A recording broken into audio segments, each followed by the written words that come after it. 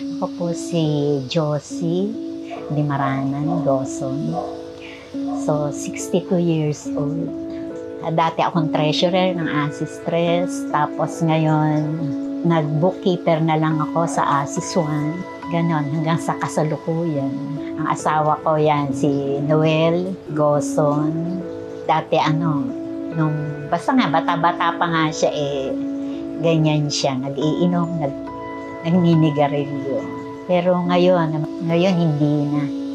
Mga anak ko naman, wala namang bisyo. Basta dito lang sila sa bahay. Si yung aming BHW, si Jocelyn Manlapas.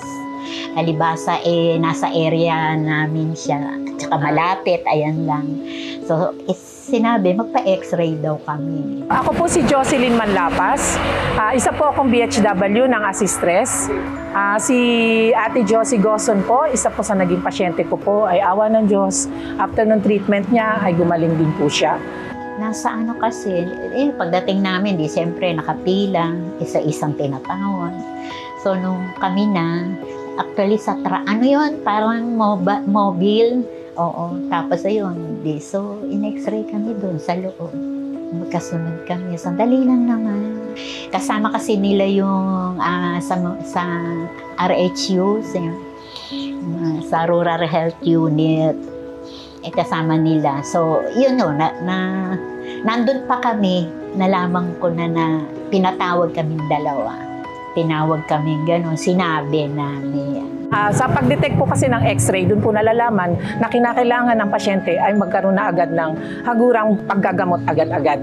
Kailangan nakaagapay po kaming lahat. On the spot, binigyan na kagad kami ng sputum bottle. Yun, tapos dinala na nila doon.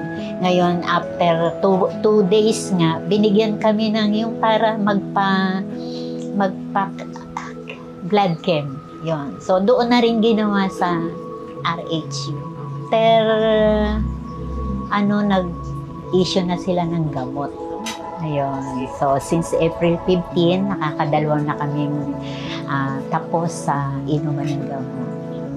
Bilang BHW, na matugunan din po natin na ang mga pasyenteng minsan po, lalo na sa mga liblib na lugar, pinipilit po namin mapuntahan ng mga lugar na yun at mahikayat namin na ang ganitong sakit ay hindi po dapat nila ikahiya, bagkus ay maalalayan po natin sila para po magkaroon sila ng lakas ng loob, magpatuloy sa buhay at lalong mayroong kinabukasan po ang bawat tao.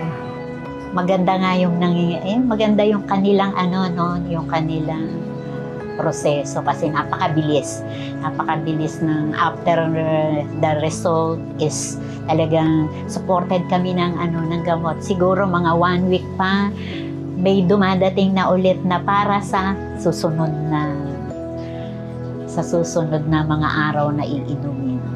Ganun. Maganda.